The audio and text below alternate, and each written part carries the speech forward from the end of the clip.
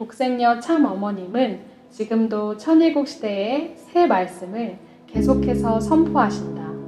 천일국 시대의 새 말씀을 접하는 독자나 청중들이 섭리가 진전되는 어느 한 순간에 머물러 있게 되면 어떻게 될까? 섭리의 진전에 따라 선포되는 새 말씀을 받아들이고 수용하는데 한계에 부딪힐 수 있다. 우리는 새 말씀에 배고파야 한다. 독생녀 참 어머님이 선포하고 싶은 새 말씀을 마음껏 선포하실 수 있도록 최고의 환경과 공간과 기반을 만들어 드리는 것이 우리의 역할이다. 참 어머님이 주시는 새 말씀을 자신의 주관적 입장에서가 아니라 참 어머님과 하늘 부모님의 시각으로 감사하게 받아들이는 것이 자녀의 도리일 것이다. 2. 독생녀 참 어머님의 심정세계.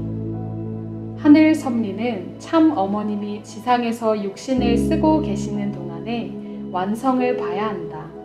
독생녀 참 어머님이 지상에 계시지 아니하면 하늘 부모님도 참 아버님도 지상에서 육신을 쓰고 역사하실 수 없다. 참 어머님이 지상에 계시는 동안은 하늘 부모님과 참 아버님은 참 어머님과 함께 하시고 참 어머님은 우리와 함께하는 시간이기에 황금기다. 하늘 부모님은 섭리의 황금기에 우리가 참된 칭유의 도리를 다하기를 기대하신다. 참 어머님과 심정적으로 하나만 되면 기적을 경험하면서 참 어머님이 하시는 일을 나도 할 수 있게 된다. 독생녀 참 어머님이 지상에 계시는 동안에 하늘 부모님은 참 어머님의 채를 쓰고 지상에 거하시면서 자녀들에게 직접 말씀도 하시고 같이 생활하실 수 있다. 참 어머님과 하나 되어 섭리를 직접 주관하실 수 있다. 지금은 절대 선령의 협조로 지상을 정리하는 섭리 완성의 때다. 참 아버님이 영계를 총동원하여 지상에 오셔서 섭리를 진전시키는 때다. 우리가 독생녀 참 어머님과 절대적 기준에서 하나 되면 참 아버님은 영계를 총동원하여 지상에 출동하신다. 참 어머님은 하늘로부터 인내와 기다림을 배우셨다. 참 어머님은 1960년부터 53년 동안 섭리의 진실을 밝히지 못하고 인내와 기다림의 시간을 보내셨고 2013년 천일국 기원절부터 전면에서 섭리를 진전시키면서 무리에 무리를 거듭하고 계신다. 참 어머님은 당신이 지상에 계시는 동안에 반드시 섭리 완성을 보아야 한다며 결의를 다지고 계신다. 참 아버님 천주성화 직후에 참 어머님의 심정세계는 참으로 형용할 수 없는 환경 속에서 나만 남았나이다 하는 상황이었다. 하늘 부모님이 바라시는 국가적인 기반에서 모든 나라의 정상들이 참석한 가운데 참 아버님의 천주성화식이 거행되어야 했지만 그리 되지 못한 상태에서 참 어머님은 외로이 섭리를 이끌어 가셨다. 참 어머님은 하늘 섭리를 놓고 상의할 수 있는 사람이 주변에 아무도 없었다. 참 아버님 성화 이후부터 기원절까지 6개월 기간은 흑암에서 바늘 하나를 찾는 것과 같은 절박한 시간이었다.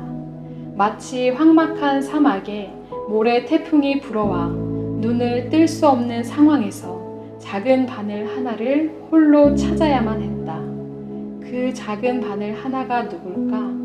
독생녀 참 어머니와 하나 될 수 있는 자녀다.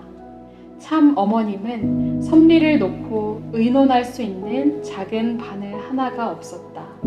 지금도 그 작은 바늘 하나를 찾고 계신다. 우리 모두는 참 어머님이 찾으시는 작은 바늘이 되어야 한다.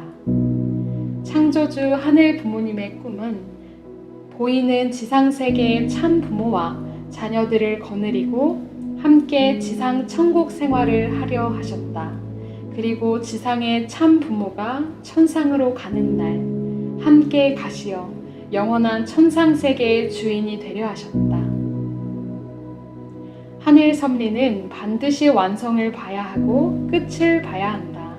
독생녀 참 어머님은 섭리 완성의 마지막 책임을 하고 계신다. 축복 가정들은 참 부모의 책임을 해야 할 독생녀 참 어머님의 본질을 너무나도 몰랐다. 하늘 섭리를 올바로 이해하기 위해서는 독생녀 참 어머님의 가치와 사명을 바로 알아야 한다. 참 어머님은 6,000년 만에 하늘 부모님의 딸로 태어난 초림 독생녀이시다.